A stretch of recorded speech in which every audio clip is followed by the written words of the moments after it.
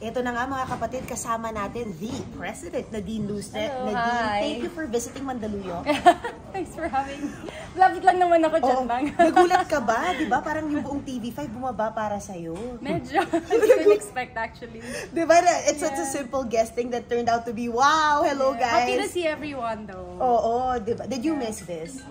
Which one? What do you mean? Well, I mean, the people inside the studios, the studio. Actually, yeah. Kasi matagal akong hindi nakapag-studio ulit eh. I mean, meron naman pero hindi ganito kalaki. So usually the smaller ones I love rooms. So but anyway, we laud you because you promote, ay kumbaga, Road Killers is out now on Prime Video, and yun na nga talagang, ang ganda ng mga feedback sa'yo, reaction mo lang doon na pang action queen ka pala. Surprisingly, pang-action pala ako.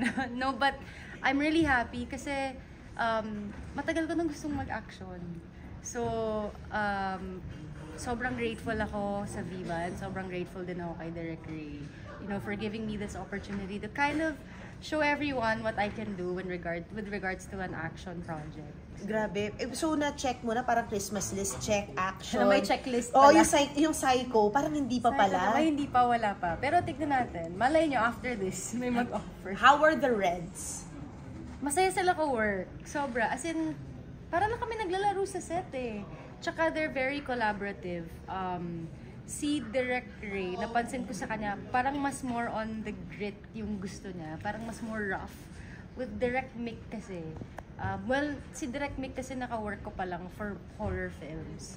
So, hindi ko pa alam kung ano yung... Although, Direk Mick kasi is very collaborative. Parang pag meron akong idea about my character or about the scene, sinasabi ko sa kanya. Tapos, yun, kinukuha niya yung ideas din, which is really nice. And excited lang talaga ako. I mean, ang saya nila ka-work. Parehas sila. Right now, streaming is the thing. Pero yun nga, no, we were asking you a while ago about the projects that sinasabi mo, sana hindi siya time-consuming. Ngayon naman, nakakanned na yung mga proyekto. Pero in terms of treatment, anong treatment gusto mo sa, kung television man siya?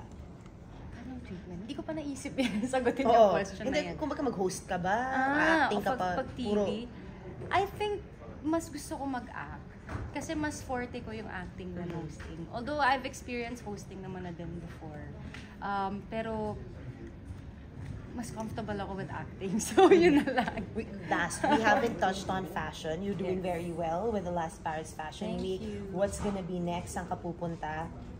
Hindi ko alam, tignan natin. But it was such a good experience yung Paris Fashion Week. Very different. Medyo ngarag pero ang saya. I guess it's nice din kasi ako sobrang happy ako kasi it's good to see this a different side of fashion that I've never experienced before, and it's, you know, it's in Paris. Yeah. Where like kung saan, I mean, Paris is a city of fashion. I mean, is a place for fashion talaga. Daming designers, you know. When you think about fashion, it's really like London, New York, Paris, Milan. Oo. So, nandun ka na, girl. Yun na nga, exactly. So, sobrang happy. Yeah. Gusto siyang maulit, to be honest. Mauulit yan. And to be honest din, nangyari lahat to because of all the career choices you made, the highs, the lows of it all. We were all there. And ano yung parang naisip mong pros ng sticking to your own guns and, you know, not going with what people tell you. Especially kasi nga, kanina we were talking about the love teams. Ngayon, you went your own way. At nauna ka doon. No, kasi I feel like it's really important to just be yourself. You know, especially in the showbiz industry. Kasi that's kind of what sets you apart from everyone else. Tsaka that's how people will remember you. Ako naman, kahit naman nung bata ako, hindi naman ako rebelde. Pero gusto ko yung I do things differently from the rest.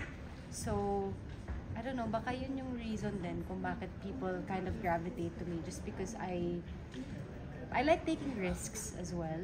So, yun, it's parang it's a thrill for me, like doing things differently. Tsaka pag may risk, pag nakakakaba, yung parang magiging successful ba to? Parang medyo risky tong move na. Lalo mong oo-oohan. Lalo kong gagawin. Actually, ganun ako. So, and it worked. And it works. So, yun. Thank you. Thank you so much. Ayan,